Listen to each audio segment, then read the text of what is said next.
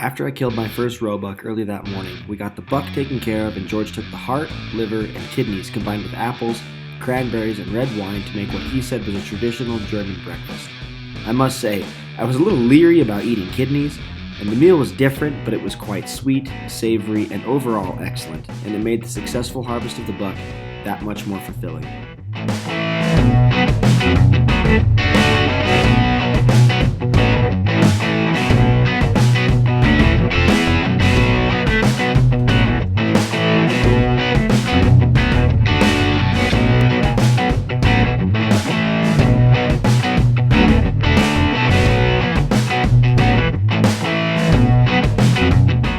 After breakfast, we hiked back into the woods to try and call on another buck. We would hike for a while, settle in, and call. We could hear the deer at times running through the underbrush and would even catch quick glimpses of them. At one point, a buck even barked at us, which was quite an interesting sound that I wish we could have gotten on camera, but a shot never presented itself.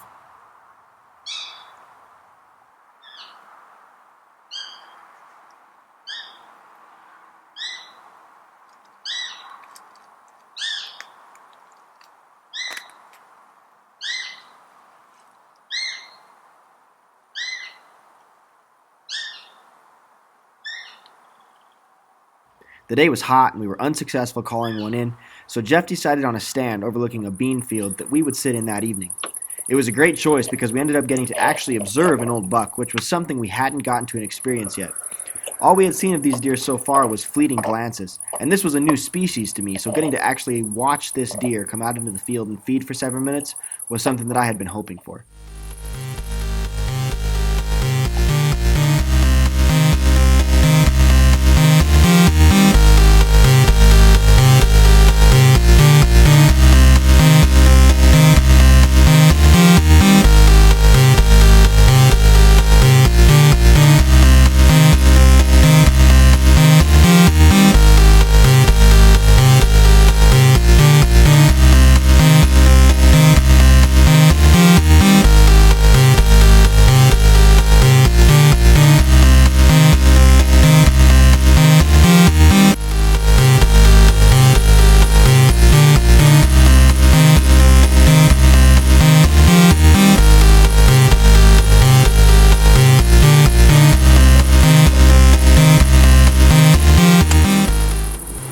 One thing Jeff and I very much agreed on was that taking an older animal surpassed the importance of taking a trophy. As we watched this buck at only about 50 yards, Jeff leaned over and told me, "He is no trophy, my friend, but he is magnificently old. He has a very white face." And that was all I needed to hear to know that I wanted this buck.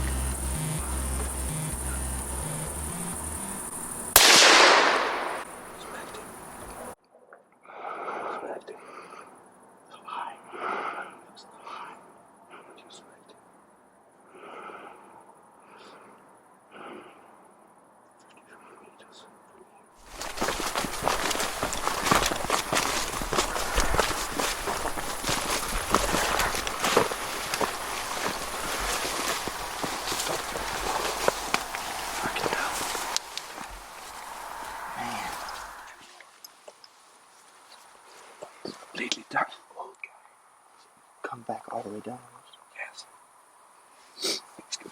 Look at the white head. It's pretty. Now we have to find a younger but bigger buck. But I'm so happy with these old guys. So we need some nice. We should go there.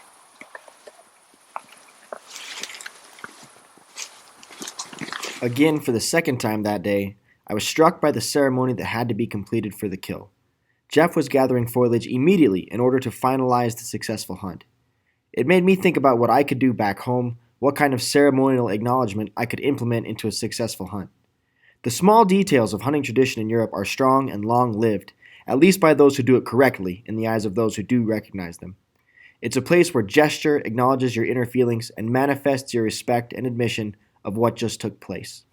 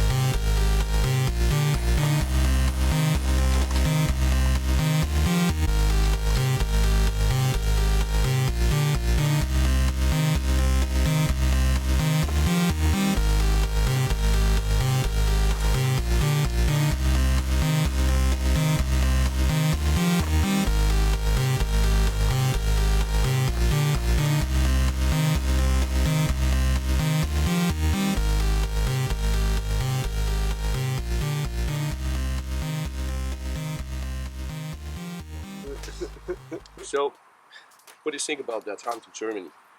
For me, I want to say it is not that kind of hunting you were hunting gold medals or you're just sitting on a high stand.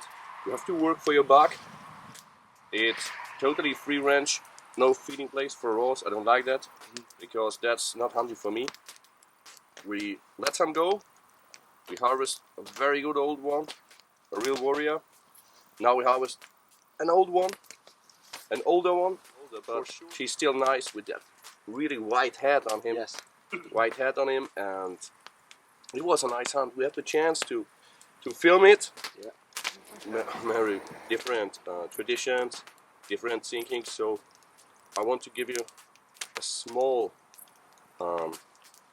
side about our doing and especially our traditions. So we make that with that leaves, and it have to lay on the right side, on the hard side. So that is still important for me because it's an honor. I was traveling around Europe and also the whole world, was hunting in many different states, but when I'm hunting with guys and they don't honor the animal, they put it on a truck, boom, and okay, let's go, and it's too stressy. For me, that is no hunting, it's killing. It's not very respectful. Yeah. And hunting is a thing you have in your blood, but you also have to learn it. And it's not about shooting.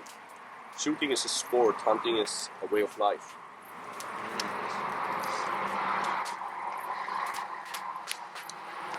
As soon as you said tonight, he is no trophy, but he's magnificent old. Yeah. Yep. It's time to do it. So my hunt for roe deer in Germany was over. It's hard for me to describe the feeling I had, because I had dreamed ever since I was a little kid about hunting all over the globe. In one way, I was very proud of what Bree, Austin, and I had accomplished by actually setting this goal and making this trip, and in another sense, I felt like this is just the beginning of our journey. Bree and Austin did an amazing job behind the cameras, but now it was their turn to look through the rifle scope, and what happens on their hunts makes for an outstanding adventure.